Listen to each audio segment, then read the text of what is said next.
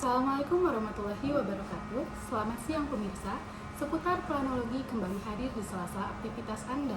Bersama saya Ardita Pujarahmani dan rekan saya Muhammad Faisal Maulana dan Dwi Rianova, yang mana kami akan memberikan informasi terkait kerjasama antar pemerintah dalam pembiayaan non-konvensional. Kami di sini akan menyampaikan beberapa permasalahan dan kasus dalam kerjasama pemerintah. Dalam peraturan pemerintah nomor 28 tahun 2018 menjelaskan bahwa kerjasama antar daerah adalah usaha bersama antar daerah dan daerah lain, antar daerah dan pihak ketiga, dan atau antar daerah dan lembaga atau pemerintah daerah luar negeri yang didasarkan pada pertimbangan efisiensi dan efektivitas dalam pemenuhan pelayanan publik serta saling menguntungkan, yang mana tujuannya sendiri yaitu untuk mengurangi ketergantungan pemerintah lokal kepada pemerintah pusat. Selanjutnya yaitu bentuk dan metode kerjasama antar pemerintah, yaitu yang pertama intergovernmental service contract atau jenis kerjasama yang dilakukan bila suatu daerah membayar daerah lain untuk melaksanakan jenis pelayanan. Yang kedua yaitu joint service agreement, yaitu jenis kerjasama yang biasanya dilakukan untuk menjalankan fungsi perencanaan, anggaran, dan pemberian pelayanan tertentu kepada masyarakat daerah yang terlibat. Yang ketiga yaitu intergovernmental service transfer atau jenis kerjasama yang merupakan transfer permanen suatu tanggung jawab dari satu daerah ke daerah yang lainnya. Selanjutnya yaitu prinsip pembiayaan. Yang pertama yaitu transparansi, yang kedua yaitu akuntabilitas, selanjutnya yaitu partisipatif, efisiensi, efektivitas, konsensus, dan saling menguntungkan dan memajukan. Selanjutnya yaitu struktur pembiayaan dalam kerjasama pemerintah. Yang pertama yaitu konsortia, yang kedua yaitu joint purchasing, yang ketiga yaitu equipment sharing, yang keempat yaitu cooperative contraction, yang kelima yaitu joint services, yang keenam yaitu contract services, dan yang terakhir yaitu pengaturan lainnya. Dilanjutkan oleh rekan saya. Selanjutnya di sini ada model pembiayaan dalam kerjasama antara pemerintah, yaitu sebagaimana dimuat dalam lampiran 2 Permendagri nomor 23 tahun 2009 yang meliputi bentuk atau model kerjasama antar daerah, yaitu kerjasama pemerintah daerah dengan departemen atau LPND. Berikut merupakan model kerjasama daerah, yaitu dapat dilaksanakan sebagai berikut.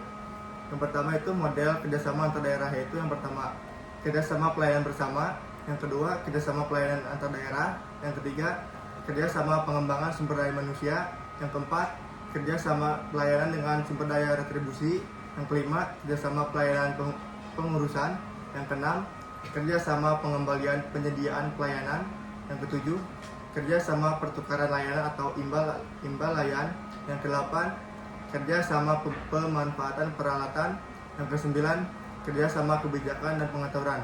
Selanjutnya di sini ada yang kedua yaitu model kerjasama pemerintah dengan departemen atau LPND, yaitu objek kerjasama daerah yang dapat ditawarkan kepada pemerintah adalah dengan pengembangan sektor unggulan yang pengelolaan kawasan strategis, yaitu menurut peraturan telah ditetapkan sebagai berikut, yaitu yang pertama ada kerjasama kebijakan dan pengaturan, yang kedua kerjasama pengembangan sumber daya manusia dan teknologi, yang ketiga kerjasama perencanaan dan pengurusan.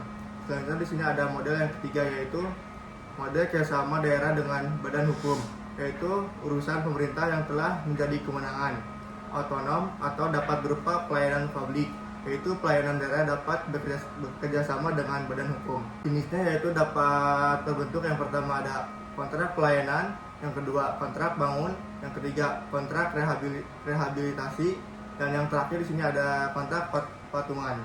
Selanjutnya bahwasannya di kerjasama pemerintah ini tidak selalu berjalan lancar dan juga selalu ada tantangan ataupun masalah yang harus dihadapi di kerjasama antara pemerintah, terutama sesama lembaga pemerintahan, begitu ya, seperti pusat dan daerah ataupun daerah dengan daerah seperti itu.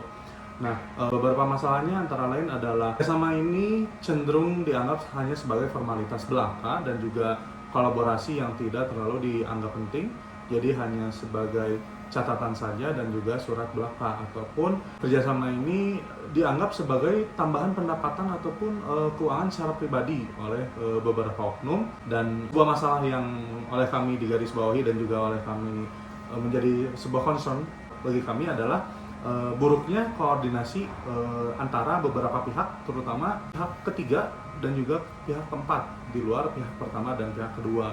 Kami mengambil sebuah contoh kasus yaitu kerjasama antar daerah dalam penanganan pelayanan publik dan juga pendapatan asli daerah, yaitu pengelolaan Terminal Purabaya yang berupa kerjasama dari Kota Surabaya dan juga Kabupaten Sidoarjo. Terminal Purabaya ini terletak di Kabupaten Sidoarjo, tapi mengikuti dari kerjasama tersebut, Kota Surabaya lah yang mengelola dan juga melakukan pemeliharaan terhadap terminal. Terminal ini adalah terminal tipe A.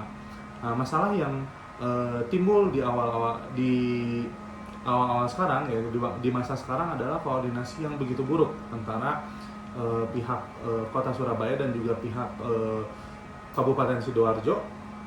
Maka pada saat beberapa kasus ataupun masa di mana ada masalah, kedua pihak cenderung saling mengandalkan tapi tidak berkomunikasi dan juga tidak menyampaikan apa masalahnya. Kota Surabaya yang memiliki begitu banyak fokus dan juga masalah di kotanya sendiri cenderung fokus di sana, sedangkan Kabupaten Sidoarjo yang merasa bahwa terminal ini sudah menjadi urusan Kota Surabaya cenderung lepas tangan dan juga membiarkan Kota Surabaya tanpa memberikan koordinasi ataupun informasi tentang masalah terkini seperti itu. Nah, jadi masalah terbesar pada saat ini di Terminal Purabaya adalah buruknya koordinasi antar dua instansi ataupun dua pemerintah tersebut. Dari kami, gagasan ataupun solusi untuk pemecahan masalah ini, alangkah lebih baiknya terdapat sebuah sistem atau ada bagian ataupun ada orang-orang yang ditunjuk langsung dari kedua belah pihak untuk secara real time dan juga diam di lapangan setiap harinya untuk melihat kondisi dan juga memelihara secara langsung Terminal Purabaya agar terminal ini tetap bisa memenuhi kebutuhan dan juga mengirim banyak sekali hal-hal seperti manusia dan juga barang dari dalam ataupun dari luar kota. Sedikitnya, terima kasih saya ucapkan. Itu sedikitnya dari kelompok kami. Assalamualaikum warahmatullahi wabarakatuh.